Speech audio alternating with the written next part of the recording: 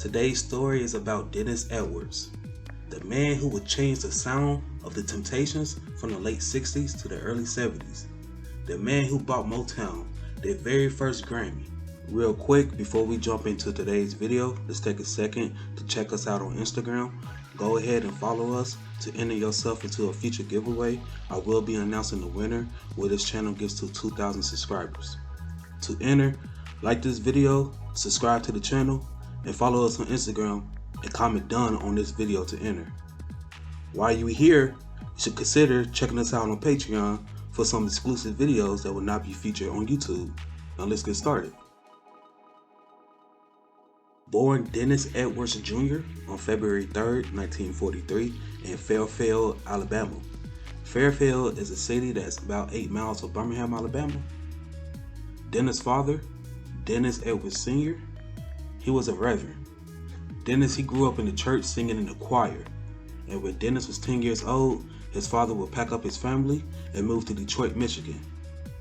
Dennis, he would become a choir director for his father's church. And as a teenager, Dennis will have his own group, a gospel group called the Mighty Clouds of Joy. With his father being a reverend, it was forbidden for Dennis to listen to secular music. His idol was Sam Cooke because they both grew up the same way in the church scene. This made Dennis follow into his footsteps, but before he would pursue a music career, Dennis had joined the military between the years of 1962 and 1965. In 1966, freshly out the military, Dennis heard that Berry Gordy was holding auditions for his record label. Motown was the hottest thing in Detroit at this time. Motown had Marvin Gaye, the Isley Brothers, Gladys Knight and the Pips, Smokey Robinson and the Miracles, the Temptations, and Tammy Terrell. That was hot. Dennis' audition, it went pretty good. He had a different style. His voice was very strong. Barry liked his audition, but he was so busy dealing with his other artists, like I said before. At this time, Motown had an all-star lineup. Barry, he would sign Dennis to a retainer contract, which is a work for hire. Basically, if anything happens, worst case scenario, Dennis would fill in. Dennis was getting paid $500 a week just for being on the roster, even if he had nothing to do. That's about $4,000 in today's money. Dennis had his chance later in 1966 when Billy Gordon of the Contours had fell ill. He fell in the open spot just perfectly because he was now a member of the Contours. The Contours will open up for the Temptations, and this is around 1967. The Temptations and David Ruffin was at odds, and at this point, they was looking to replace David, and they had their eyes set on Dennis. Now officially a member of the Temptations, July 9th, 1968, this was Dennis' first concert with the group. When they would perform songs where David was a lead singer, David would run on stage and snatch the mic from Dennis, embarrassing him. This act would continue, and according to Dennis, he said the Temptations would lay him off and rehire David.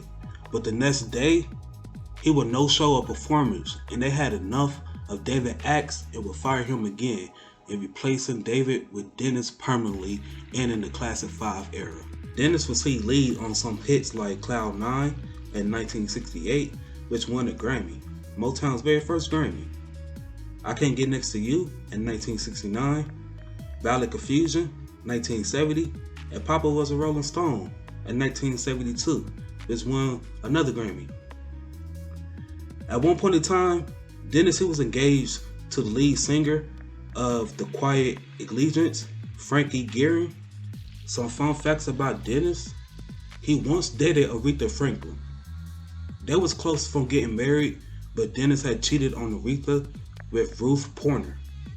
This caused him to break it off, and he says he's the reason why she made the song Daydreaming, which she later confirmed on the episode of the Oprah Winfrey Show. In 1977, Dennis, he married Ruth and had a daughter in 1978 named Issa, who would end up becoming a member of her mother's group. In 1977, Dennis, he had started to bump heads with Otis and Blue and was fired from the group by Otis. And at this point, I'm starting to think it's just Otis. Dennis, he would attempt a solo career during the years of 1977 and 1980, but it was unsuccessful. He would rejoin the group in 1980. In 1982, Eddie Kendricks and David Ruffin would rejoin the group for the reunion album and tour they had planned. For more information on Eddie Kendricks and David Ruffin, go ahead and check out my video. I think y'all really enjoy that. The reunion tour was cut short due to David Ruffin missing shows again, but in 1984, Dennis, he would no-show rehearsals and shows that's getting fired by Otis for the second time. They would eventually replace Dennis with Ollie Wilson. After being fired, Dennis gave his solo career another try. This time, he would see some success to a degree. He would drop the song Don't Look Any Further, which was the same name as the album. This song will push the album to number 2 on the R&B charts. And some fun facts about this song was sampled by 2 of the biggest hip-hop stars, Notorious B.I.G., which was the song Get Money for Junior Mafia, and Tupac's song Hit 'Em Up. In 1987, Dennis would rejoin the Temptations after they was having problems with Ollie Wilson. Then the group would be inducted into the Rock and Roll Hall of Fame in 1989. While they was being inducted, he would meet up with Eddie Kendricks and David Ruffin, and they would begin making plans to do some work together because, of course, he was fired again by Otis. David Ruffin, Eddie Kendricks, and Dennis Edwards will go on tour as the former leads of the Temptations. But the tour was cut short due to David passing away in 1991 and Eddie Kendricks passing in 1992. Dennis would create his own group called Dennis Edwards and the Temptations, but he was sued by Otis, so he changed the group name to The Temptations Review featuring Dennis Edwards. Dennis would get married again to Brenda Edwards, and in 2017, Dennis had fell ill. He was diagnosed with meningitis, and meningitis is an acute inflammation of the protective membranes covering the brain and spinal cord. This had left him bedbound. His wife decided to move him from his St. Louis home to an apartment in Chicago. Dennis, he would have an accident and was taken to the hospital. A caseworker would visit Dennis, and he had told the caseworker that he think his wife is trying to kill him. Just 2 weeks before his death, he said his wife had tried to suffocate him with a pillow. The caseworker will report this, and an order of protection was filed. She was prohibited from seeing him since January 3rd of 2018. February 1st of 2018, Dennis would sadly pass away at the age of 74 from meningitis, just 2 days from his 75th birthday. Thank you everyone for watching. Let's try to get this video to 200 likes. And if you like what you see, please like this video and subscribe for more. Until then, I'll see you in the next one.